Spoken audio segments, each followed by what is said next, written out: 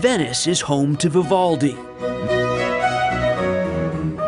Masterpieces of Renaissance art and architecture, and at its center, a spectacle that defies definition.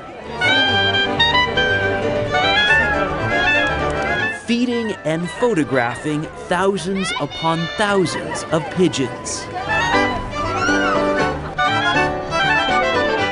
Of all of the things you've done in Venice, where does this rank? The top.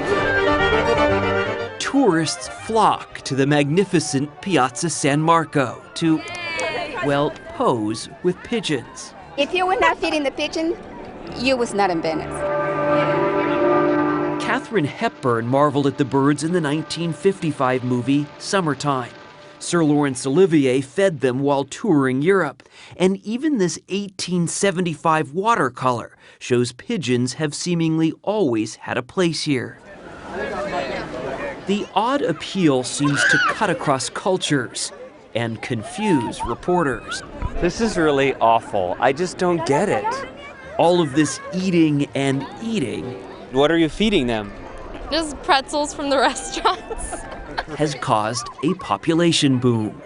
Pigeons are disgusting. They're flying rats. Still, author John Berendt, who just published a book on blue jays, was inspired to write about pigeons in his novel set in Venice. I saw some trappers with a net trapping pigeons and carting them off to kill them. And I went to see the commissioner of animals, and he was very forthcoming with me. He said, usually we deny that we trap and kill these pigeons, but since you saw it, I can't very well deny it. Yes, we do. We have 120,000 pigeons who live in Venice, and they are disgusting. Pigeons outnumber Venetians 2-to-1.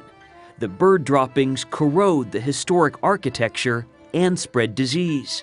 But cracking down on the pigeon problem has befuddled many city administrators. Pier Francesco Ghetti is the latest. A system was installed to emit very high-pitched sounds that terrorize the birds, he told us. We're thinking of forced sterilization, but the easiest thing is to just stop feeding them. Today, Venice has banned the sale of feed in the square, but it's hard to stop tourists from sharing their lunch, and easy to find folks still selling feed in plain sight. This happens everywhere, Ghetti told us. It's like having random people walking around the square selling dope or cocaine. Here, they're selling pigeon food. At one point, licenses to legally sell feed meant big money for the city and vendors, who traded them on the black market for $500,000, but not anymore.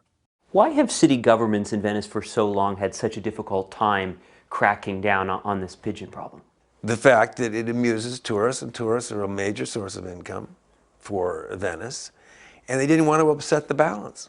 Every day she goes, "Can I go feed the birds again?" Marty Chalfin's 11-year-old Olivia bought feed from a guy ostensibly selling roses. Your daughter seems to love this. Oh, my daughter loves it. She just loves it because it's really participation. You know, she really gets a chance to do stuff rather than just look at old churches and, you know, walk around with us. The pigeons are so famous that fake ones even made an appearance at a contemporary art show. But whether seen as art or amusement, perhaps it's the lens of Venice, through which everything seems just a little more beautiful. In New York, they're like nasty birds. Here, everybody loves them.